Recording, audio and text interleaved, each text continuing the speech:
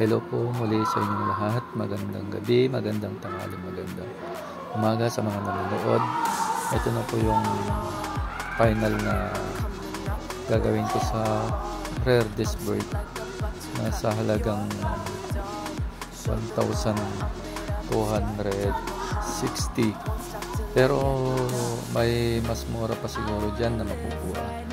Kasi yung mga nilagay ko lang dito, mga ordinary lang. Kasi yung binili ko lang yung caliper na pang XRM, tapos yung mura lang na disc brake.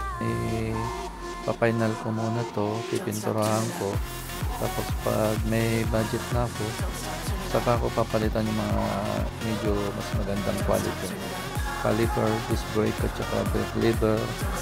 Yun lang naman binili ko, tsaka yung hose na 200 cm na hose.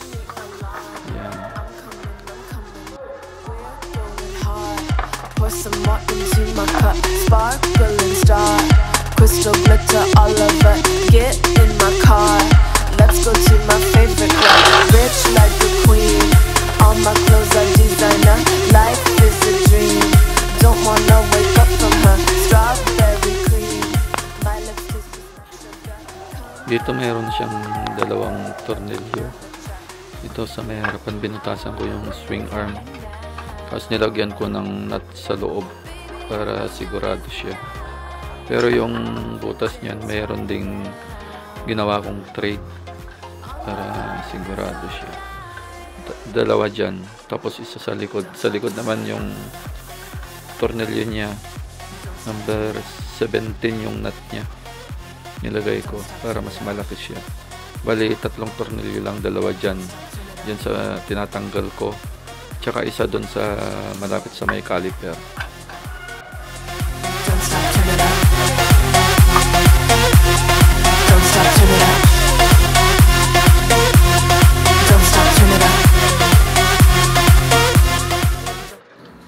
Tsaka yung pangatlong tornilyo niya, ito. Yung parang ano siya, Allarins. Tapos may lock din siya na nilagay ko. Pag sumagad na sa loob yung higpit niya, yung sa taas na lang na tornilyo na nilagay ko ang ano mo, hihigpitan mo. Ayun, ito. Ayan, bali tatlo yung tornilyo niya, isang malaki dito at saka dalawa sa taas niya. Yung nilagay ko, yun lang naman tornilyo niya nilagay ko. Tsaka yung ginawa kong disc brake, okay naman siya. Kasi na long ride ko na ng 244 kilometers. Balikan yun. Bali may 122 papunta, 122 rin pabalik. Tapos yung brake niya, okay siya. Mas maganda siya kaysa drum brake. Ito yung ito lang yung bracket na ginawa ko. Ayan, ganyan lang, isang bracket lang. Tapos yung caliper niya pang XRM, kasi maliit yung XRM. Yung iba kasing caliper malalaki, hindi pwede kasi pag sobrang laki yung caliper. Sa side siya, sa may niya, sa may mugs.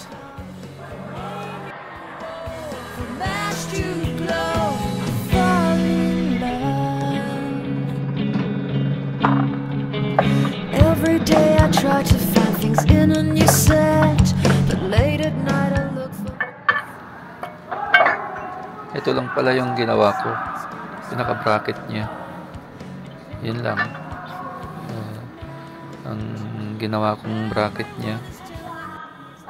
Cause now the games are over, I'm just wrecking with pain. Cages, light up cages to subside, it's so vain to say. The hardest words to understand, alas so easy to pretend, but everything will last for a day. Tapos dito gumawa ako ng ganito, parang pinaka-spacer niya. Washer, kasi pag walang ganyan hindi siya maglalapat. Tsaka sa side yung caliper sa mugs, pag wala siyang spacer, Ito, tapos nilagyan ko ng tagtatatlong washer dyan. Tagtatatlo sila para yung mags at saka caliper lalayo siya. May nabibili naman na na disc adapter, nasa 300 plus yata sa Shopee. Pwede mong ilagay dyan, pero ang pag nilagay mo yon, papamasin shop mo pa rin kasi makapal yon. Tapos yung mugs mo, papamasin shop mo pa rin, ipaplat mo para pag nilagay mo yon, yung adapter disc, maglalapat siya, pero magpapamasin shop ka pa rin, papabawasan mo yon mga siguro kung ilang cm, siguro mga 4 cm siguro, o kaya yung matitira para hindi sumayad yung mag sa caliper.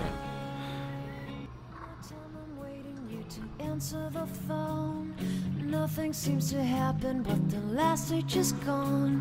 I hope somewhere your voice promises less and us more, but still my pillow's on the floor.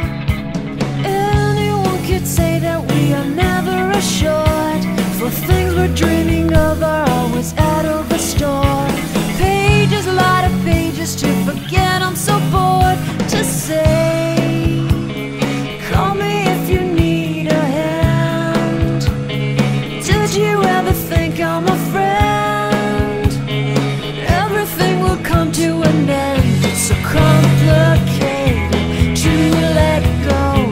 I've come to know the hardest words to understand.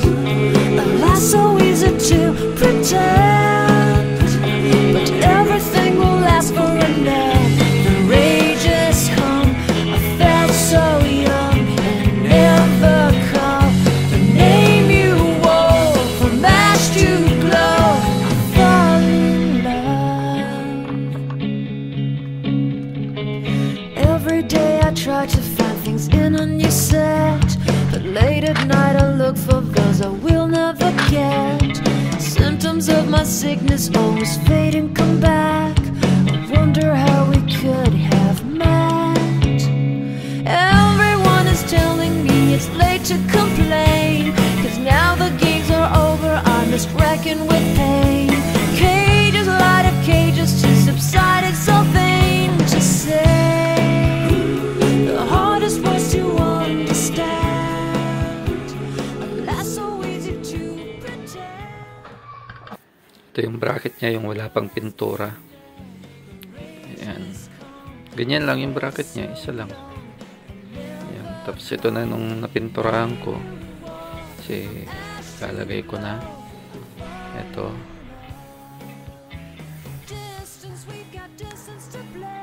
Ayan. Ganyan lang. Ilagay mo lang ganyan, ganyan. I-ano mo lang sa taas.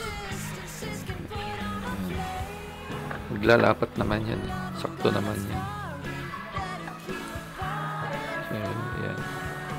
Tapos may dalawang tornilyo dito. Ganyan lang yung design niya. Simple lang. Tapos i-update ko kayo pag long ride ako ulit. Gamit na naman to. Kasi balikan na sa 900 kilometers. Bali 450 papunta. Tapos pabalik nasa 450 rin siguro. Kaya nasa 900 kilometers siguro pabalik. 900 kilometers kasi punta ako ng Davao. Pag sa preno naman, dati na masakit sa kamay pag naglo-long ride ako. Yung yung drum brake, tapos tumitigas siya. Tsaka pag biglang preno, parang mahina yun. Ngayon, malakas siya kahit na isang daliri lang, dalawang daliri lang yung ginagamit ko pag nagpipreno, okay na siya. Makapit naman siya. Kayo kung gusto nyong subukan, okay naman. Kung may budget talaga kayo, di pwede rin kayong bumili ng yung swing arm pang PCX yata, pwede yung swing arm niya. Kasi meron na yatang nabibiling swing arm yan, pang air blade, para may kasama na yung caliper niya. Sa akin kasi wala, talagang ganito lang yung ginagawa ko sa mga motor ko, pang sariling diskarte lang. Kaya kung nagustuhan mo yung ginawa ko, subukan mo, try mo lang, pa-like na rin at saka share o kaya pa-subscribe. Ito siya, wala naman sabit. At saka bago mo naman ilagay yung kanya, yung disc niya, parang a-align mo siya. Tingnan mo kung saan yung may saya at maglagay ka ng parang alignment para hindi siya nagwiwiggle yung yung disc.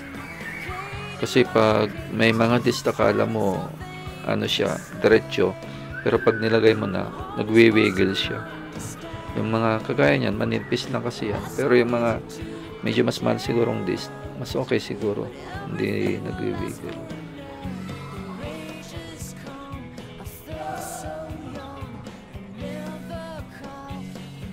And pansin niyo siguro kung sa taas niya medyo malapad, kasi para matakpan niya yung disc brake niya, para kung saan may putik hindi siya bababa, tatama dyan sa pinakataas niya, parang mudguard niya. Ayan, yung disc niya nakatago.